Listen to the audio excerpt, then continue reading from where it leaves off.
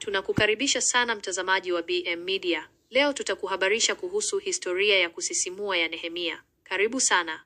Muhtasari wa hadithi ya Nehemia. Safari ya Nehemia ni kielelezo cha ajabu cha uongozi, imani na ujenzi upya. Kila kitu kinaanza wakati Nehemia, akiwa mnyweshaji wa mfalme Artashasta huko Shushani, anapokea habari za kusikitisha. Ukuta wa Yerusalemu umebomolewa. Habari hizi zinamhuzunisha sana na anamgeukia Mungu kwa maombi ya dhati, akikiri dhambi za taifa lao.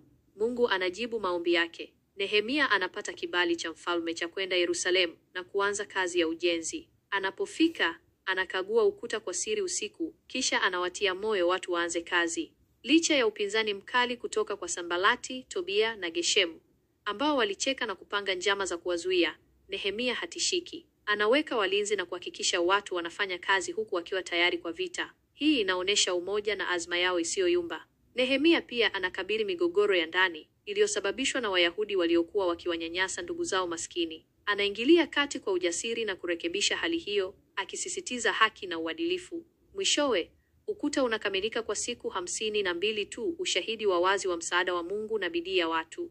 Baada ya ujenzi wa kimwili, Nehemia na kuhani Ezra wanaongoza uamsho mkubwa wa kiroho. Watu wanatubu, wanasikia neno la Mungu likisomwa na wanafanya agano jipya la kumtii Mungu. Hata baada ya kurudi kwa mfalme na kisha kurudi Yerusalemu, Nehemia anaendelea kurekebisha makosa yaliyojitokeza, akionyesha uthabiti wake. Kimsingi, hadithi ya Nehemia inatufundisha kuwa kwa maombi, mipango mizuri, ujasiri wa kukabiliana na vikwazo na kazi ya pamoja iliyoimarishwa na msingi thabiti wa kiroho, tunaweza kujenga upya na kurejesha chochote kilichobomoka maishani mwetu. Asante kwa kuwa nasi katika sehemu hii ya BM Media.